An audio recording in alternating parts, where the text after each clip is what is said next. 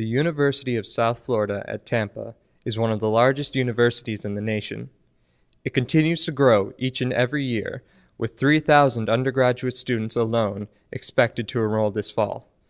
At the heart of this rise to prominence lies a vibrant and thriving research community.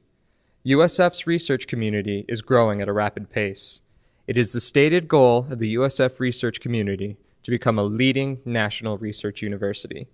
That emphasis on research has contributed to USF's rise in attendance, academic prominence, and prestige as a university.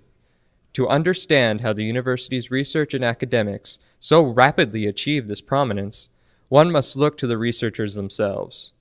For more insight, we turn to one Dr. Kirstein.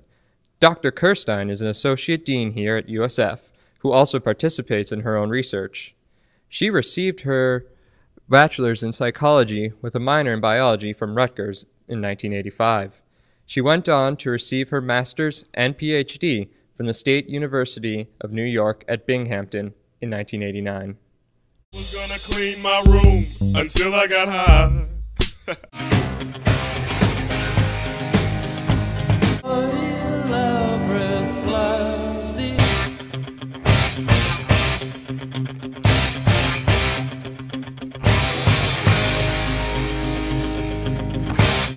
Clean my room until I got high. She drew that. She has a tattoo on her hip of a full-size rat with a beer in one hand and a cigarette in the other. You can't see it, but I'm smiling.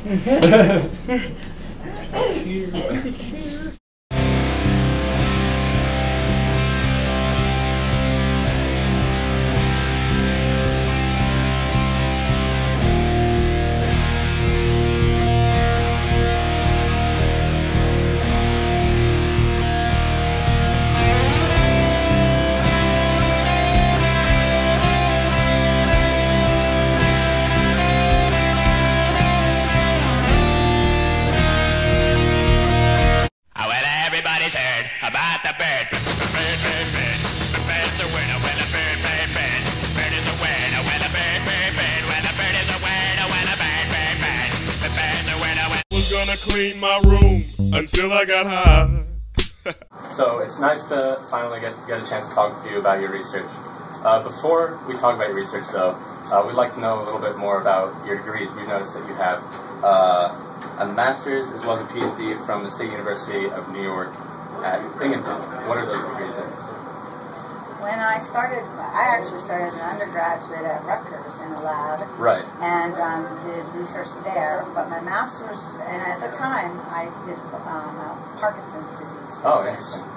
And then when I went to Binghamton, my mentor there, she was interested in the development of the brain. And part of the reason I liked her work was looking at the effects of drugs on the development of the brain. So mothers who take drugs during pregnancy.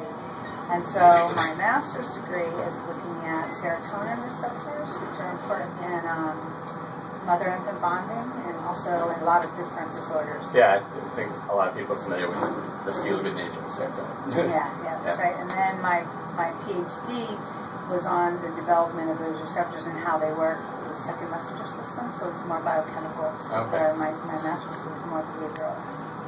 So more specifically, what are you researching right now here at USF? I specifically studying mesoaccumbal dopamine and nucleus accumbens. Excellent. No, that's actually the kind of answer I was actually. We're looking at dopamine. Whenever you anticipate something wonderful and you look forward to something, it increases dopamine and the nucleus accumbens.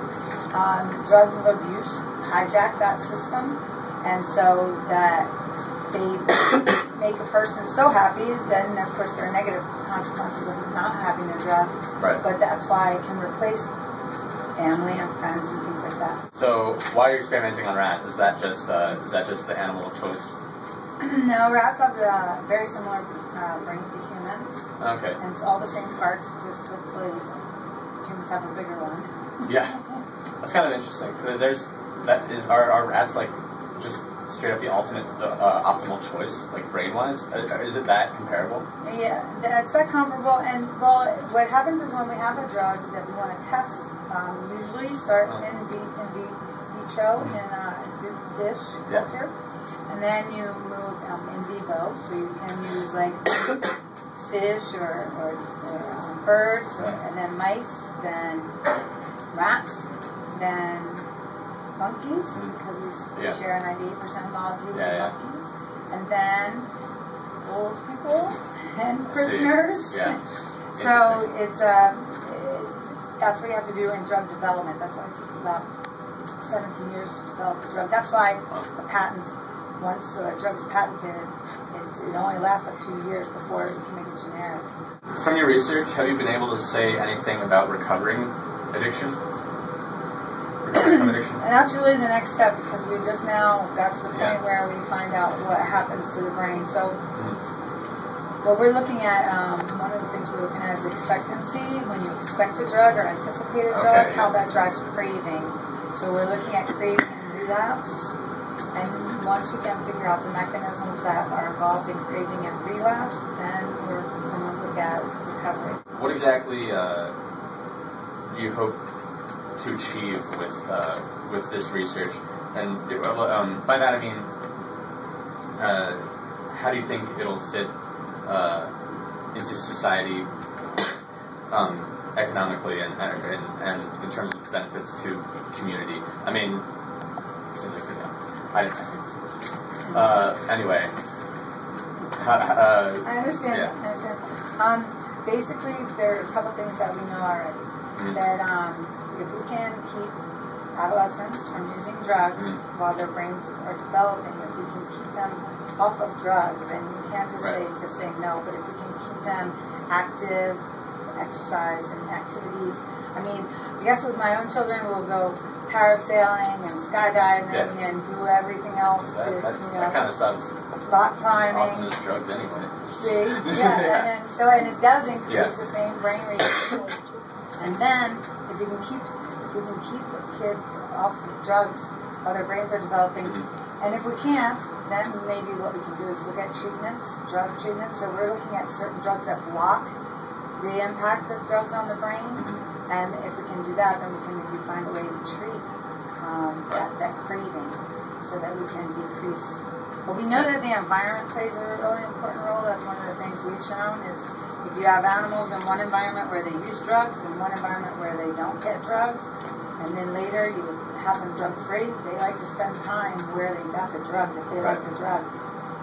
So our problem is if a person goes back to the same house and the same apartment or the same place where all their buddies that they snorted cocaine with, which I think now they say sniffed, but I actually am not part of the scene. I don't know. Well, the books now say sniffed, but whatever. When wherever they did the drug, that starts the craving process. So if we can find out how to block that, maybe we can decrease relapse. How long have you been working on your current research? 18 years here at USF, but I started when I was 19. I'm going to be able to do math. It's okay, I already forgot. At Rutgers, I started when I was 19, so for a long time. So you've been at USF for 18 years? Yeah. Wow. So I started the addiction research here at USF. I did the prenatal exposure stuff at Binghamton, and then at Irvine, I just did more neurochemical impact of drugs and did some Alzheimer's studies. Okay. So when do you is there an endpoint to your research, and what sorts of do you have any expectations for what? I mean, obviously that's not really what you do in science. You know, the data speaks and the experiment comes. But do you have any expectations of what might pan out? If you can say that you haven't. Yeah, unfortunately I do. I think it's going to be glutamate, which is not my favorite neurotransmitter, which is a weird thing to say. But your brain is, the pathway I study is very particular. It starts in the brainstem and goes to the front, and then feeds back. So during adolescence, there's less inhibition of inappropriate behavior. So that's why I say that drug abuse will impact that developmental circuit. But the brain is composed of all kinds of neurons that make glutamate and GABA, which are major inhibitory and excitatory neurotransmitters, not four. Okay. And so they sort of modulate everything. So it's hard to manipulate them because you can't give a drug that alters glutamate because you change all circuits. So I'm trying to figure out which one we can use to specifically modulate the mesolimbic dopamine pathway. This is more of a general question about scientists and researchers in general. Do you become a scientist because you want to learn, or because you want to discover solutions, or both, or because you want to benefit humanity, etc.? What is your motivation? What do you think is the general motivation of a scientist to do research? I think as a scientist, you have to really get excited about finding the answers, because you can't just, if you don't have the, because a lot of it's tedious. I mean, you sit and slice brains all day long, it's very monotonous. But at the end of the 6 months, you have an answer, and it's very exciting. So I think that's what drives it. For me, I started working with a girl when I was 15. She was mentally challenged, and she never got any better through the 3 years I worked with her. And I just thought I wanted to help people when I started at Rutgers, but Rutgers doesn't really have any clinical program. And so I took my first physio class, and I thought, you know what, maybe I can help more people by learning about the brain than I can by actually working with one person. So that's how I got into it. But like I said, if you don't get excited about the data, then you should just go pick another career. That's a fun statement. To what degree is hypnosis real? Is it just complete nonsense? That is so wrong, because I'm not that kind of psychologist. Well, I can tell you this. During the war, when they ran out of morphine, what they did was pretend they were going to give morphine to the soldiers. And so for some of them, it worked. They thought they got morphine because their body released endorphins in anticipation of the morphine. So we just sort of placeboed our way. Placebo. Placebo. A substance with no pharmacological effect, but merely given to the patient to satisfy the desire for medicine. Placebo. Your honors word of the day. The other day my brother asked me for NyQuil, but I gave him crushed up Smarties as a placebo. How much do that? Cheaper. Oh, really? Placebo. 65% efficacious or something. But there was a woman that was going to have a hysterectomy, and they put her under hypnosis, and she was okay with the incision. They started digging around, and she just started screaming for morphine. So I think the brain can only do so much. Yeah. There's another one. Maybe I'll remember it before we leave completely, but I'm out. I'm done. Okay, thank you. Yeah, thank you for your time. Thank you. Very nice to hear from you.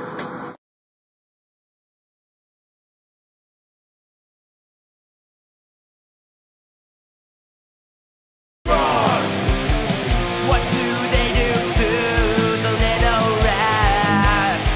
Frogs!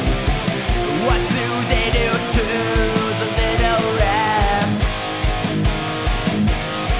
Frogs! Does it make them run around, never going anywhere, running in circles forever? Does it make them lose their minds and start running around like rabid animals and attacking everything they see? There's only one way to find out, and that's right now. Whitney Elizabeth Houston! That's crack cocaine!